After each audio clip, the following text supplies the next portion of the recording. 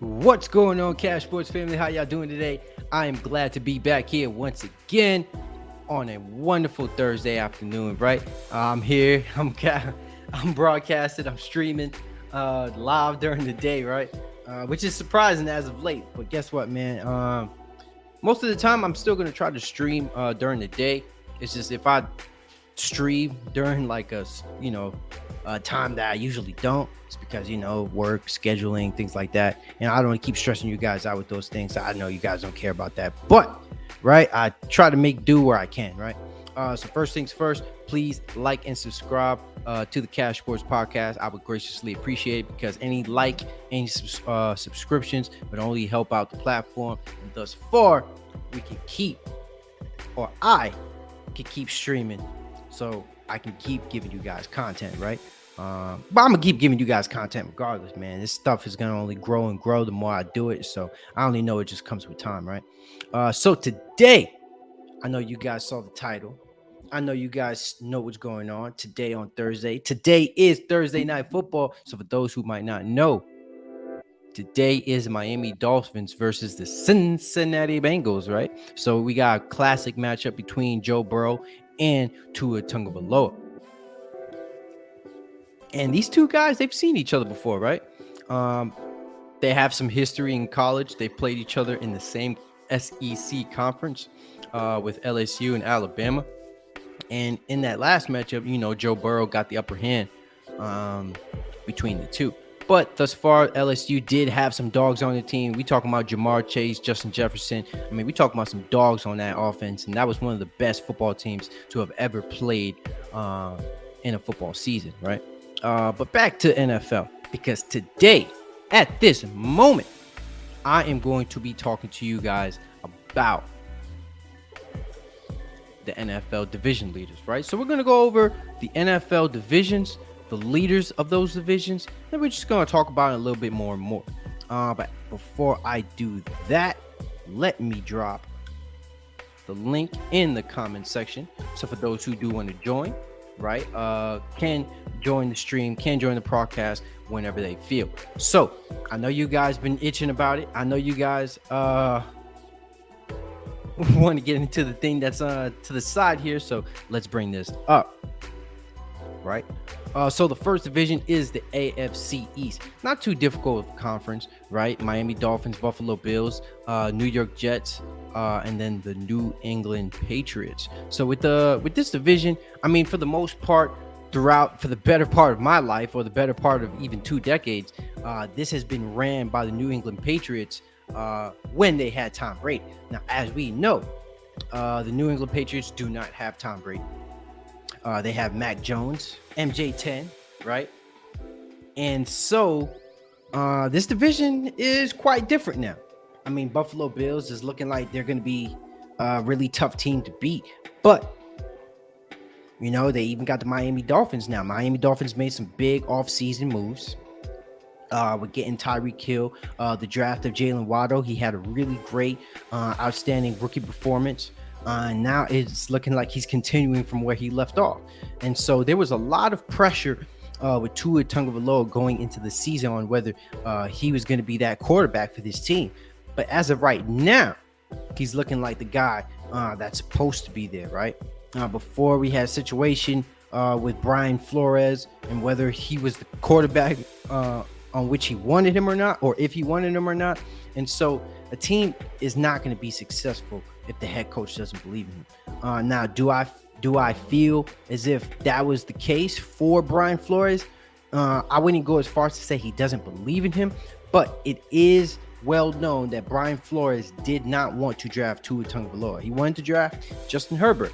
But that's all in the past. Miami Dolphins have Tua Tagovailoa, and guess what? They're 3-0 in the AFC East. So where does it go from here? How does this division look further down with just 3 games into the season? And today is going to make it 4. So today I do have the Miami Dolphins losing this game against the Cincinnati Bengals. It is going to be a tough game for the Bengals. It's not going to be easy win. That Miami Dolphins defense is definitely something not to gloss over. But right? I still have the Buffalo Bills win this division, and the Miami Heat will be a wild card team, right? The other two teams, New York Jets and New England Patriots, I don't see really much coming from them. So let's go on to the next division. Is the AFC North with Cleveland Browns, Baltimore Ravens, Pittsburgh Steelers, and the Cincinnati Bengals. So this is probably the toughest division to even call. Personally, me, I think this division is the hardest division, or one of the hardest divisions in the league, right? Cleveland Browns has historically been a bad team, but this time around, that's not the case. Even though they do not have their starting quarterback in Deshaun Watson, who's supposed to be coming back in Week 12 against his former team in the Houston Texans. But with that being said, we still have Baltimore Ravens to consider. Lamar Jackson, as of this moment, is the leading MVP candidate, or my leading MVP candidate for the season. Even though Josh Allen has been playing phenomenal, Lamar Jackson too. Lamar Jackson is on pace to have NFL record 68 touchdowns in a season. Right, so we already know what the situation with Lamar, with the Ravens. They already have some injuries on their end. I mean, their defense is looking god awful. I mean, we already seen that game between the Miami Dolphins and the Baltimore Ravens when the Miami Dolphins had came back on the Baltimore Ravens. So, Baltimore Ravens, right? There is some pressure on this team, but they're looking like the best team in this division, in my opinion. So at the end of the day, for me, I still think the Baltimore Ravens still takes this division, but nonetheless, this will still be a very tough division.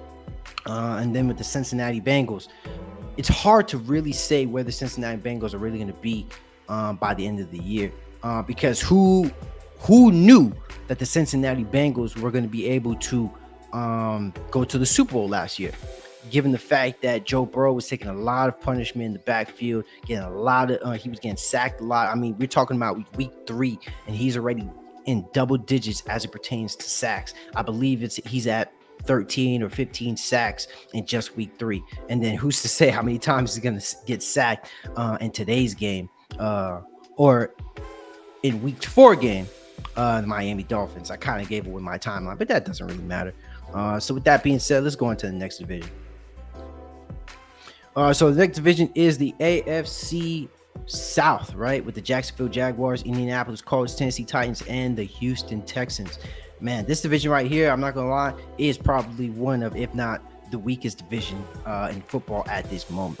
But with Jacksonville Jaguars, man, there's a lot to be skeptical about.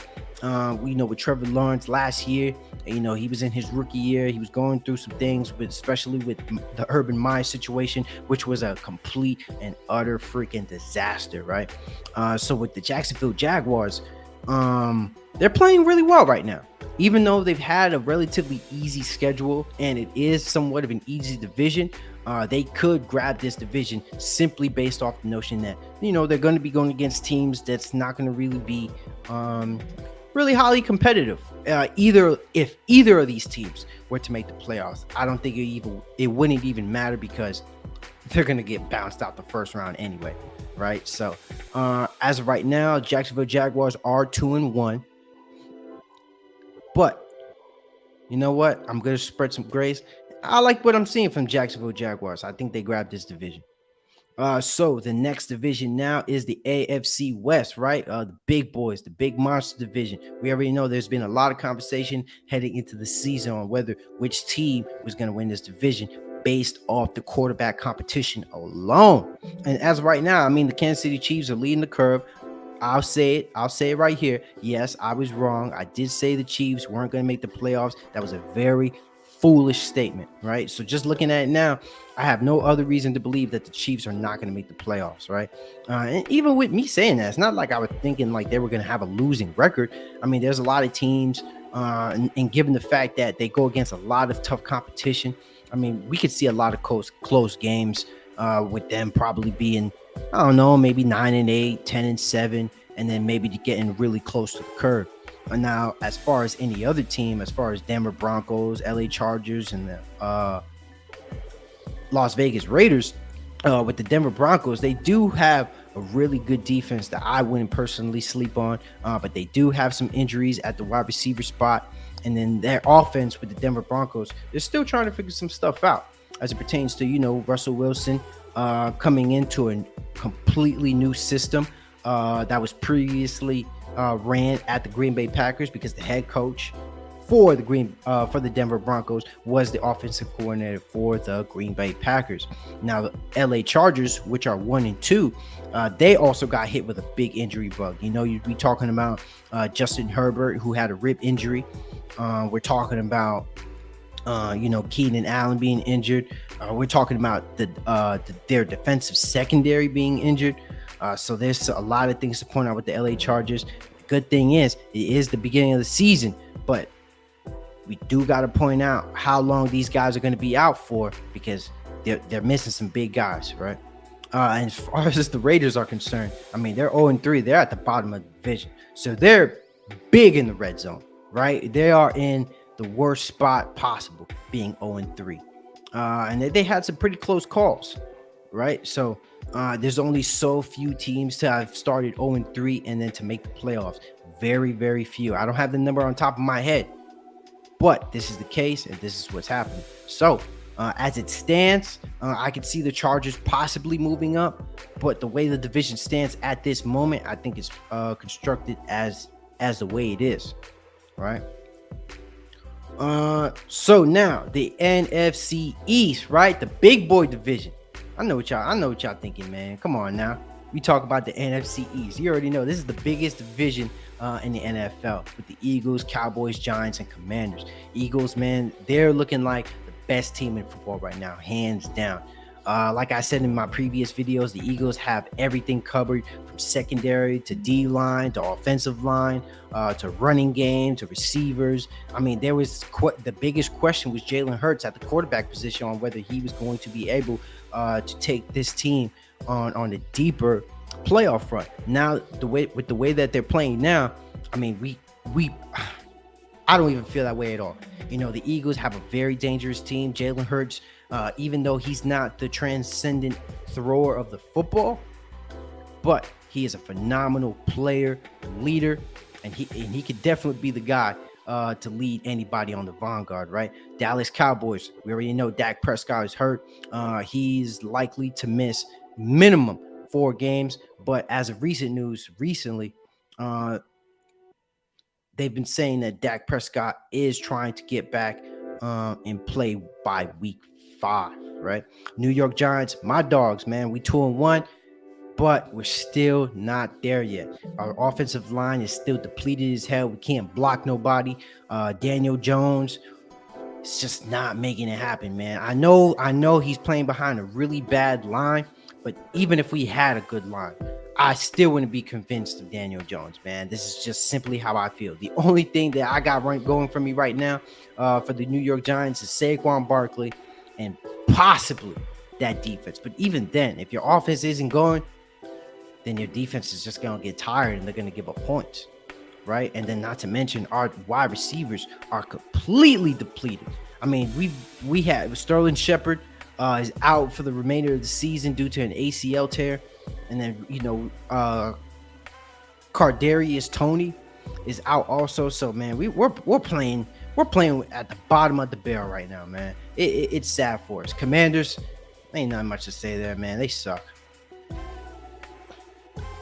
Also, before I move further into the video, for those tuning in and streaming, please like and subscribe to CashSports Podcast, man. Y'all see me, man. Y'all see me here. I'm streaming. I'm talking sports. I'm talking football. Just like always, man. And also, for those who do want to join the conversation, the link for the chat is in the comment section. So please tap in if you want to engage in this football debate. So, next division now is the NFC North with the Vikings, Packers, Bears, and Lions, right? We have 3 teams that are 2-1. Detroit Lions being the only team 1-2, right? So this year, I think this division is going to be tougher than what it used to be. The Packers, for the most part, have been leading this division. Packers versus the Bears, Packers versus the Vikings, Lions. I mean, the Packers have a relatively easy division, but the way I'm looking at it now is that this division is not going to be as easy as before. I mean, we're talking about teams with the Vikings and the Lions. I mean, they play hard, they play tough, they're very competitive, right? So there's still something to be said about the Minnesota Vikings when it comes to Kirk Cousins. Now, Kirk Cousins is, in my opinion, an above average quarterback, but he's slightly above average. So if there's 32 teams in the league, he's in the ballpark of like 14 to 16, middle of the ballpark, right? He'll put up numbers, but when it comes down to it, he's just not a prime time quarterback. And this is the question that we have towards Kirk Cousins. Now with the Green Bay Packers, I think there's still a lot of offensive identity that they're trying to reveal, because we already know, like with their offense, Sammy Watkins is injured, right? They have a lot of rookie receivers that Aaron Rodgers is working with, so it's a work in progress. So their offense, there is a lot of figuring out, but as the season goes on, I think they'll get back on track, right? Bears, man, they're in rebuilding mode. Even though they're 2-1 at this moment, there's no other reason why I would say the Bears don't finish last in this division. I mean, they're just putrid offensively. I mean, they throw less than 10 times in the game. You know, I don't see how a team can even win a football game doing something like that. I mean, they're not the 49ers where they have like a killer running game where they're very creative with their rushing, giving the ball to their receivers, bunch of running backs, you know, doing jet sweeps and things of that nature. They're not doing that, right? So with that being said, I see Packers, Vikings, Lions, Bears. That's how this division finishes up. So NFC South, right? Tampa Bay is leading 2-1, with the other teams being 1-2, with the Panthers, Saints, and Falcons, right? So I think this is pretty cold cut how this division is set right now. I could see the Panthers maybe moving to the third slot, but that is entirely dependent on Jameis Winston and his performance and how he plays further down the stretch. Now we saw some good display of football from Jameis Winston early last year before he got hurt and tore his ACL and was out for the rest of the year. But, you know, the people are talking a lot of ish that, you know, Jameis Winston just throws a lot of interceptions and this is just who he is, man. But the Saints, for me, I think they're a good team. Jameis Winston just needs to get back on track and stop making so many mistakes. Panthers, Baker Mayfield, man, he's just trying to make sure that his career can stay afloat. Because even though I would have preferred him on the New York Giants, I mean, with that being said, though, man, you got to do what you got to do, man. You just can't suck. That's the best thing I can say about Baker Mayfield. You just can't suck, bro. With the Falcons, I'm just leave it at that. And then so the last division now is the NFC West with the Rams, 49ers, Seahawks, and Cardinals, right? So Los Angeles Rams are the defending Super Bowl champions, right? With them being 2-1. I mean, with the Rams, a lot of people have been saying that the Rams, you know, they're playing very conservative. It's like they're little, how might I say it? They just don't look like Super Bowl champs. You know, I'll just leave it at that. They just don't look like the type of, they don't look like your typical Super Bowl champs that we've seen in the past. But like I said, it's just the third game. We're approaching week 4. So there's a lot of football. We can't rely too much on September statistics and information because, you know, there's a lot of things that can happen in between from September all the way to December, January, February, right? So with the Rams, not too worried about them. We'll have a better assessment once it reaches mid-season. Now with the 49ers, we already know going into this year, Trey Lance was supposed to be the starting quarterback for the San Francisco 49ers, but he broke his ankle, and then so he's going to be gone for the rest of the season. So porn star Jimmy is going to be the starting quarterback for the 49ers. So we're going to see that same particular offense that we've seen in the past with Deebo Samuel, Jimmy Garoppolo, George Kittle just came back last week, Brandon Ayuk. I mean, we're talking about guys who can really run the football. And then not to mention that 49ers defense is still very physical. Big downside to the 49ers, though, recently. Trent Williams was just just injured on a high ankle sprain, so they are going to be missing their left tackle, which, by the way, is the best left tackle in the game. All right, Seattle Seahawks, not really much expectations, but they're coming in every game, with the intent to win, right? So there's nothing really much to say in that regard. Seattle Seahawks, man, they're just trying to be competitive up until the point where they can't. And then the Arizona Cardinals, I don't see them being the last team in this division, possibly third or second, but we're gonna have to see, man. So that is it for division leaders, man. We really ran through it. We did that in like 20 minutes, right? So if you guys still tuning in, please like and subscribe to CashSports Podcast, man. I would graciously appreciate it, right? Yeah, man. So on to the next thing, right? We are going to be talking about the stat leaders so far, right? So we're going to be talking about players in each statistical category. Not really player for player, but you'll see how I go about it. So let me open this up right now. And it is going to be on ESPN. So hopefully you guys can see it. Yes, you can, right? So I'm looking at it now. Offensive leaders for passing. Josh Allen is top of the list with 1,014 yards. Passing, Tua is second, Jalen Hurts third, Justin Herbert fourth, and then Joe Flacco is fifth. Now, Joe Flacco, even though he's been the starting quarterback, he is not going to be at top 5 no longer. So recent news just came out that Zach Wilson will be the starting quarterback coming into this week. So Joe Flacco will definitely be, he'll definitely, go lower on this list. But with Josh Allen, man, he throws the football a lot. They, with the Buffalo Bills, they typically don't run the ball that often. I mean, I believe the last game against the Miami Dolphins, I think that was probably the first running back touchdown in that game this year. So not much rushing game there.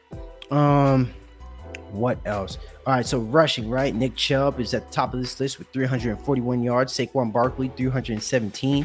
Cordero Patterson, 302. Jonathan Taylor, 286. And then Christian McCaffrey, 243 yards. So all these guys, right, they're all great running backs. Cordero Patterson is more of a versatile player, can play the wide receiver, can play the running back position, has been putting up phenomenal numbers in the past couple games. Saquon Barkley, man, that's my dog, man.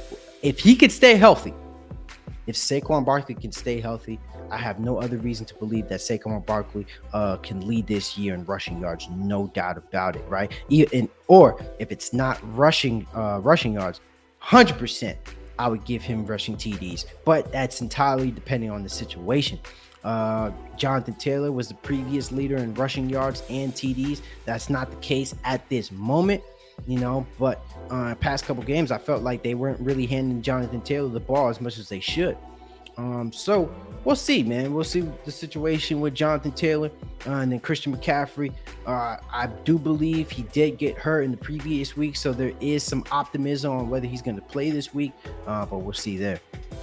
So receiving yards, Stephon Diggs, 344, Jalen Waddle, 342, Tyreek Hill, 317, AJ Brown, 309, and then Cortland Sutton, 291. So Stephon Diggs, man, a lot, just like how Josh Allen is putting up numbers in his category, Stephon Diggs is doing the same thing. Because guess what? That's his quarterback, and quarterback is throwing to his receiver. Plain and simple. That's just how it's working out. Stephon Diggs has been an all-pro wide receiver for a very long time. I think since the days he's been on the Minnesota Vikings, and he's just simply been doing his thing. And this is the reason why he's at the top of this list. Now, when it comes to Jalen Waddle and Tyreek Hill, we already know that they had a monstrous game against the Baltimore Ravens, each receiver having over 150 yards receiving in that game. So as of right now, man, Tua Tagovailoa is getting the ball to these receivers, and it clearly shows. AJ Brown came from the Tennessee Titans and then is now on the Philadelphia Eagles. We already know what the Eagles are made of. AJ Brown was a huge and big addition to the team, and as you can see, he's putting up numbers also. Cortland Sutton, one of Russell Wilson's early favorite targets as of right now, even though the Denver Broncos are still trying to figure their offense out. It is still exciting to see players still making it happen, because I think Cortland Sutton is a very phenomenal wide receiver. Big guy too. Hey, good looking out, Void. Thank you for that thumbs up, man. I appreciate it. Appreciate it. Right. So let's get back into it. So sacks, right? Sacks is Alex Highsmith on the Pittsburgh Steelers. Pittsburgh Steelers, man, they just have like one of those killer defenses. Alex Highsmith isn't even TJ Watt, the previous leader in sacks of the year. So to have Alex Highsmith have 4.5 sacks this early on in the season definitely shows that Steelers have always had, that steel current on that front seven, right? Or that front five, whatever type of defense they run. I don't know off the top of my head. And then you got Jerry Hughes with 4 sacks, Khalil Mack with 4, Deatrice Wise Jr. 4, and then Nick Bosa also with 4. Now, I know that Joey Bosa is injured, so he's not going to be playing. I don't know with the stats with Nick Bosa. I do believe he's playing. I haven't heard anything about Nick Bosa, but I mean, hey, man, he's here. He's doing his thing for a very long time. He's been putting pressure on quarterbacks. And that, that's just how it is. Khalil Mack, he went from the Bears. He went from the Raiders to the Bears, and now he's with the Chargers. And the way I'm looking at it is Khalil Mack is just a very good addition to the team. Hopefully, the Chargers can get healthy. So him doing his part wouldn't come to waste. Now, interceptions. Marcus Williams leads with 3, Darius Slay 2, Jordan Poyer 2, Eddie Jackson 2, and Jamal Dean 2. Right. So too early in the season to say who's going to lead in interceptions. But one particular player that I do want to point out is Darius Slayton. Darius Slayton is that dog, man. This man is guarding up. I don't know if you guys seen the game against the Eagles versus the Vikings. I mean, he was putting Justin Jefferson on lockdown, right? Are we talking about lock? We talking about clamps. We talking about Hall of Fame clamps. That's how bad that was, man. Darius Slay is definitely one of, if not the best corner in the league this year. Now we're going to have to see how this plays out for him, but I have no other reason to believe that he's going to be all pro, staying healthy. So let's see if we can bring up some touchdowns too. Touchdowns right here. Boom.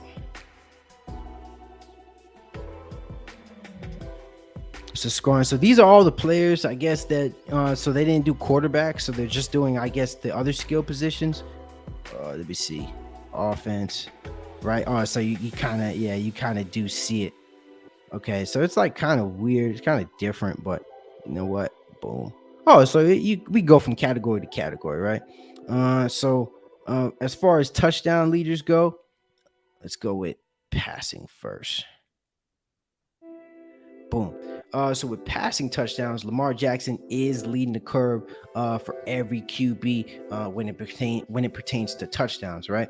So Lamar Jackson is on pace, as I said before, to break the NFL record and is on pace to have 68 NFL touchdowns on the year. That would be insane.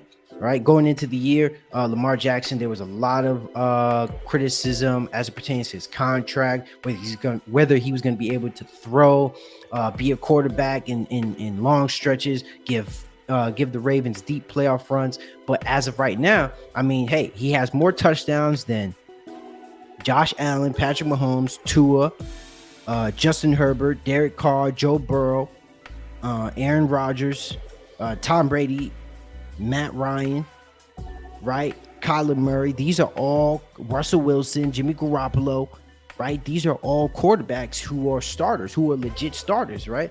So, I mean, we ain't gonna insult Lamar like we gotta compare them. Like we're surprised at this, right? Because Lamar Jackson he's a playmaker. He puts up numbers literally whenever he makes big plays. He puts up numbers literally 80% of the time of that offense, right? And then when you go to rushing, there's kind of like a two-way tie with Jamal Williams from the Detroit Lions, Nick Chubb, and a plethora of those boys. But then you start to kind of take a closer look. You see third is Jalen Hurts. You even see Cordario Patterson, which I believe switched from wide receiver to officially running back. You even got Derrick Henry at number 6, who is tied for 2 at the moment. Saquon Barkley also has 2. And then look, you got your guy Lamar Jackson, who is top 10 and just not only passing TDs, but also rushing TDs. Also, man, I can't wait to see how this, what these stats look like by the end of this year, because I'm telling you, I think it's going to be a crazy year when it comes to statistics. And then also, let's go to receiving.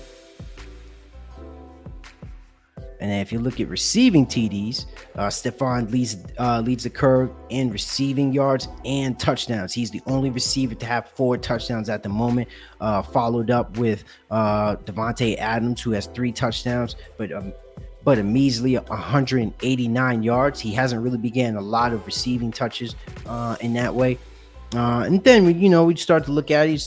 You see a lot of guys with 3, all the way from Devontae Adams to Amon-Ra St. Brown. So we're talking about Jalen Waddle, Christian Kirk, Mark Andrews, Cooper Kupp, Michael Thomas. I mean, these are the names that have like 3 touchdowns.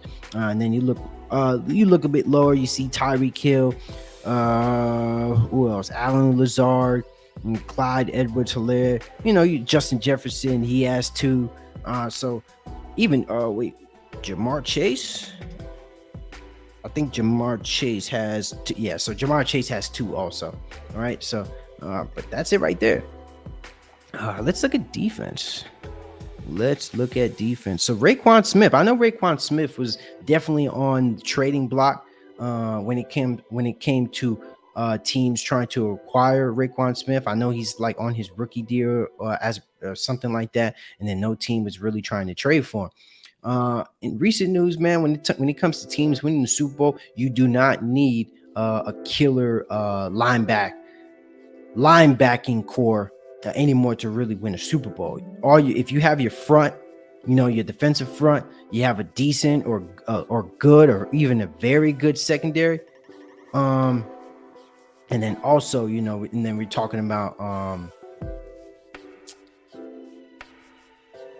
and then that's really basically really all you need in terms of defense, right? Linebacking core just has to be somewhat efficient and just be able to make plays. So that is it, at least on my spectrum right here. Let's add my guy Artem right here, or AK, to talk a little bit more some football. We can have a little bit of debate before we head out of here, right? So let me stop sharing this screen at the moment. Boom. What's up, my guy? How you doing, bro? Oh, good. What's up, man? Nothing much, man. So I can't stay too long. We could probably have like a 20, maybe 30-minute conversation. I don't want to go too much over an hour. So I was talking about, so I'm gonna just bring you up to speed. I was just talking about the division leaders, people who's, how the standings look for the NFL right now going into week 4, and then also bringing up some stats, people who are leading in passing TDs, passing yards, rushing TDs, rushing yards, things of that nature, right? So I do want to bring up today's game, because today's game is about to start in a couple minutes. So Miami Dolphins are playing against the Cincinnati Bengals. So who do you think is going to win this game, bro? You know what? I'll have to go with the Bengals, because I don't know. I just feel, even though Dolphins are doing way better than the Bengals right now, I feel like the Bengals are gonna take it today. Just have that feeling. You have that feeling? Did you bet? I did. So, who did I say was gonna win this game? I think I said the Bengals were gonna win this game.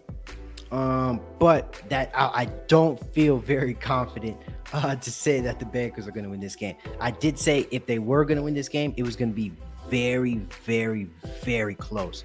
Because even though the Bengals We know what Joe Burrow is made of. We know what Jamar Chase, T. Higgins, Tyler Boyd, and even Trey Hendrickson. We know what these guys are made of. We know what they're capable of, right? But that is not enough because it doesn't mean anything if the players can't guard Joe Burrow. I mean, if they can, yeah, if the players can't protect Joe Burrow.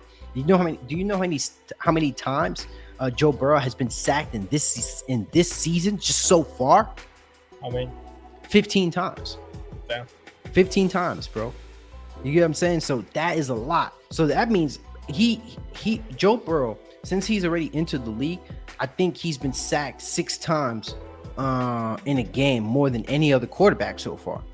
Right? Anyway, Yeah. that's like 5 sacks per game. Yeah.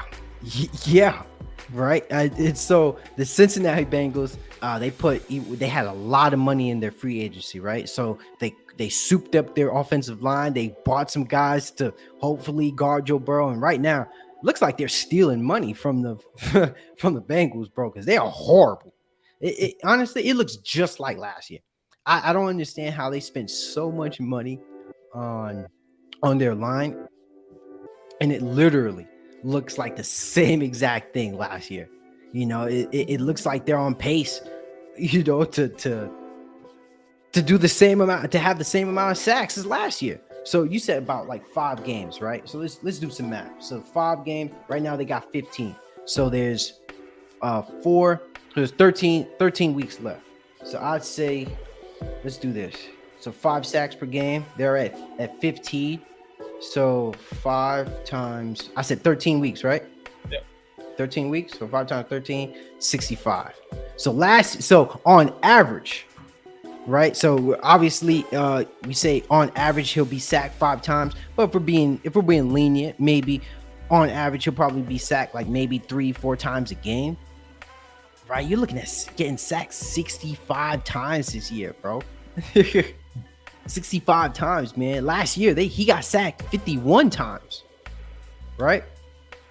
Oh. Now I don't know if you remember this season.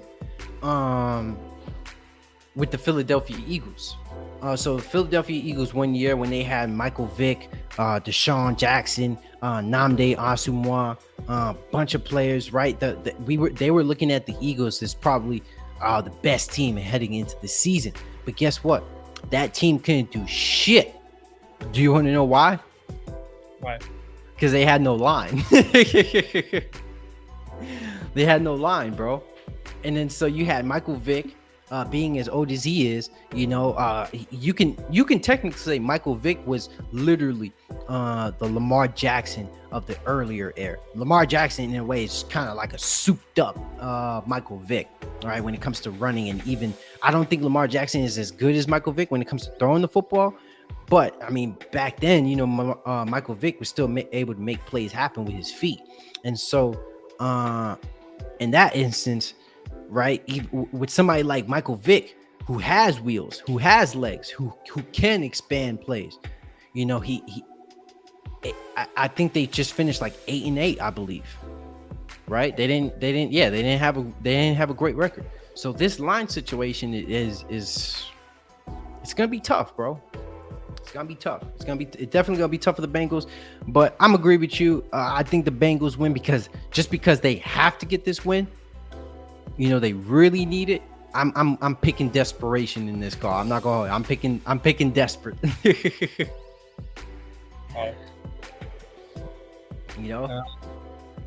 So like I said, so I was looking at division leaders and division standings. So I know you're a big Matthew Stafford guy. I know you're big on the Rams. Or I wouldn't even say the Rams. You're just a Matthew Stafford fanboy.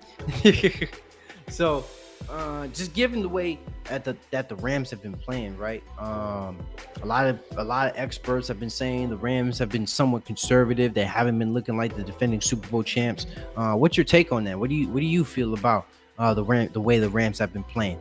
I don't know. I think they're doing good. They're the best in their division right now. Yeah, no doubt about it. But I mean, I don't think there was really a question on whether they were going to be the best team in the division or not.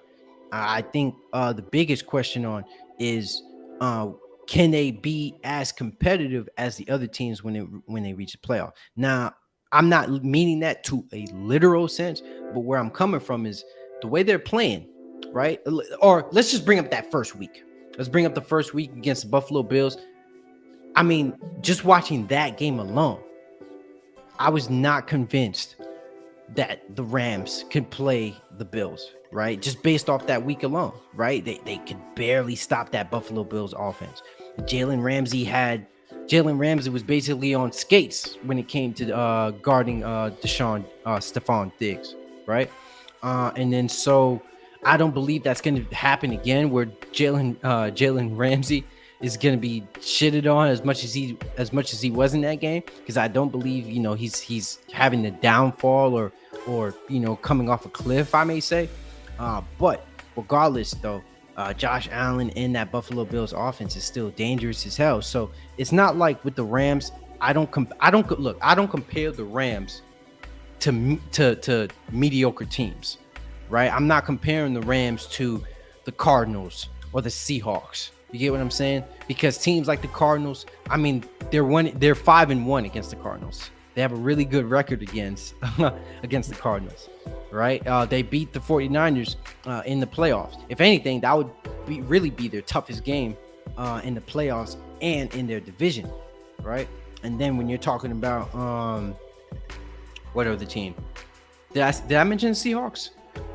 Yeah, with the Seahawks, I don't see them, losing either game against the Seattle Seahawks, right? So it's a hit or miss, man. It really is a hit or miss. But I have no other reason to believe that the Rams would lose this division. I don't. No, they should. No, right? So I wanted to have honestly, you know what? I'm gonna save this conversation. I'm gonna save this topic for another day, because I do want to talk about what we talked about with Matthew Stafford and this Hall of Fame situation. But I think that's really deep, and that conversation, we can really go deep into that. So I probably want to save it for a later day.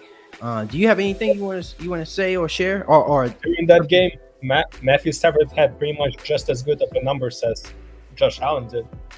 In which game? Bills against Rams. I don't think so, bro.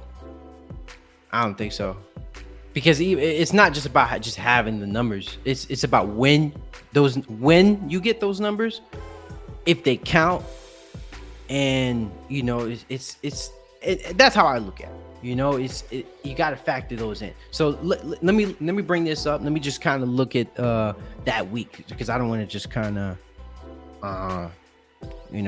guess about what was going on during that game. So let's bring up the box score.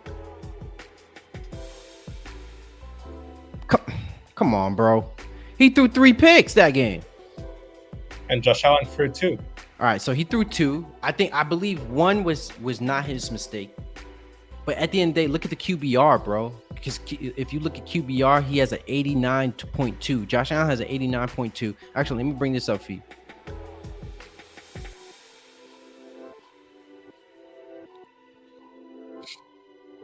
All right, you see it? Not yet.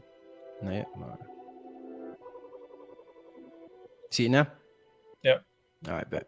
All right, so yeah, so you're looking at it, right? So, look, Josh Allen, right? He has a QB9 of. Let me zoom in a little bit.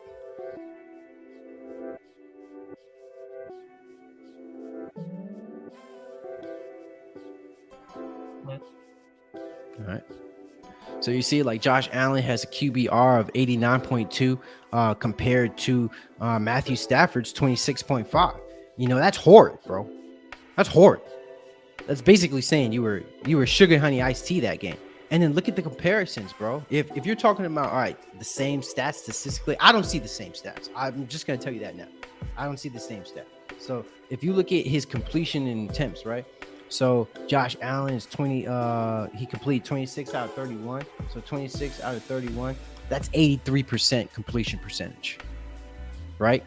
83%. That's a high ass freaking completion percentage, right? A really good completion percentage is like 70. right? That's like Drew Brees, Aaron Rodgers type level. Peyton Manning, that's a 70% completion percentage. Now, if you're the average is like between 60 to 70, right? Lower 60s is like, somebody who's middle of the pack, and then higher 60s is a really good quarterback, right? So you got Josh Allen who had an 83% completion percentage, and then if you do Matthew Stafford, right, 29 divided by 41. Okay, so he had a 70% completion percentage. So I'll give him some credit there. But the three picks is really what throws it off. You know what I'm saying? So, okay, but that's just one more than Josh Allen, but still. Hey, but that third interception makes a difference, bro.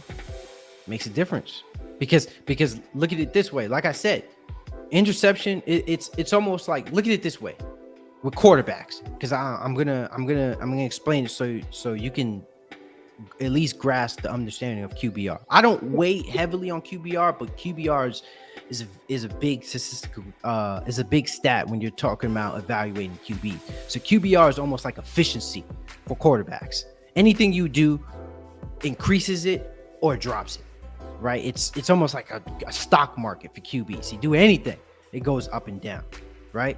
So if you're looking at his QBR, that is literally below average. That means you suck that game, right? And then even in that game, remember, they scored one touchdown, bro. You know what I'm saying? They scored one touchdown in that game. Well, that's you get what I'm saying? Like Josh Allen had 3. Remember, he had 2 interceptions by the first half, I believe, if I'm not mistaken. Did he? Yeah, he had 2 interceptions by the first half. I don't know if he had that first interception. I don't know if he had that first touchdown in the first half. I do want to kind of make sure on that. Let me see. Play by play. So let me see that score. Touchdown. Okay, yeah. So pass to Glenn Davis. So yeah, so he had 1 touchdown and then 2 interceptions leading into the second half, right? But even then, it was tied up. It was tied up 10-10. Remember, going into the half. So after the second half, Josh Allen and that Buffalo Bills, they just got it running, man. They just got it running, and they just that Rams offense just wasn't able to keep up. All right. And then one of the biggest things that I do want to point out when it comes to the Rams is that Matthew Stafford tends to rely heavily on Cooper Kupp, right? I mean, they have other receivers that they can throw to. They have Allen Robinson, Cam Akers is back, so you have somewhat of a rushing game to a degree, right? So this Rams offense, there's still some adjusting, I guess, when it comes to getting in stride and getting the offense back on track. I mean, I'm not saying this, to reiterate or make it seem like I believe the Rams are in trouble. No, that's not the case right now. There's still a lot of football left to play. So I'm not going to look at it and say like Josh Allen or the Rams, their season is downhill, because that is not the case. I mean, we just had a conversation about the division, saying that the Rams are going to win their division. So I don't believe otherwise, and that's just my argument. But like I said, Matthew Stafford is the X factor for this team. So the Rams can only go as far as Matthew Stafford can take them. The team can definitely take you to the Super Bowl, but we already know how important the quarterback position is, man. That you have to be able to make plays. You have to be able to minimize your mistake. Matthew Stafford cannot be the league leading lead the league in interceptions this year. He can't do that, especially when we're having a conversation as it pertains to Matthew Stafford potentially being a Hall of Famer in the near future. You can't be doing that, bro. Well, maybe so. I guess we'll see. No, because when he gets that one more ring on his finger, he's top 5. What? He's a legend. He's a legend? Yeah, when he gets another ring this year. Nah, that's a hit or miss, bro. Depends, man. He can't be no bus rider. That's for sure. He needs to be leading the curve. He has to be one of the reasons why they win that Super Bowl. Well, right? Him and Cooper Cup. There's a lot of. Hey, I saw a lot of things too. I saw. I mean, Jalen Ramsey wasn't particularly playing that well. You know what though? I am going to give credit where credit's due, because Matthew Stafford did play well in that Super Bowl, but it was largely part of Cooper Kupp. Who's to say? What's to happen if Cooper Kupp wasn't even wasn't on that team, right? But he is. So we'll see, man. We'll definitely see. You got anything else you want to add before we head out of here? Nah. I think everything that needed to be said has been said. I got you. All right, so let's see. So once again, thank you all for tuning into CashSports Podcast. I graciously appreciate for those of you that all tuned in. If you are watching, please like and subscribe to CashSports Podcast. I would graciously appreciate it. It only helps out the platform, so please drop that like, right? And I know y'all see that Cash App at the bottom. If you want to, it is optional to donate, but it also helps out the platform. So anything I get here is going to be funded to the platform, because I only want this to grow more and more. Trust me, believe me, guys, I do. Trust me. I ain't no church. I ain't looking to steal money from you. You know what I'm saying? I ain't no priest. I'm trying to give back here. You feel me? So at the end of the day, it's only gonna go here. My next big thing, I need a new camera. I'm working towards it. I work on other things, but I'm working towards getting a new camera, man. So because I know sometimes I gotta use different laptops. That's my little own personal thing I gotta go through. But with that being said, thank you all for joining the podcast once again. AK, you got anything you want to add before we dip out of here? Tune in for more things to come up. Definitely. Want to be crazy. For sure. CashSports Podcast, man. Y'all already know what it is. Thank you all for tuning in once again, and have a wonderful time. Hey, watch that game, by the way. Game just tuned in. So if I'm not mistaken, right, I think the game just kicked off. So I'm about to go watch this game right now, man. So I hope you guys are watching it. It is on Amazon Prime, I believe. So tune into the game. That's probably why like 4 or 5 people just left this year. They probably said, man, bunk this. I'm about to watch the game. But once again, man, thank you all for tuning in. This is CashSports Podcast.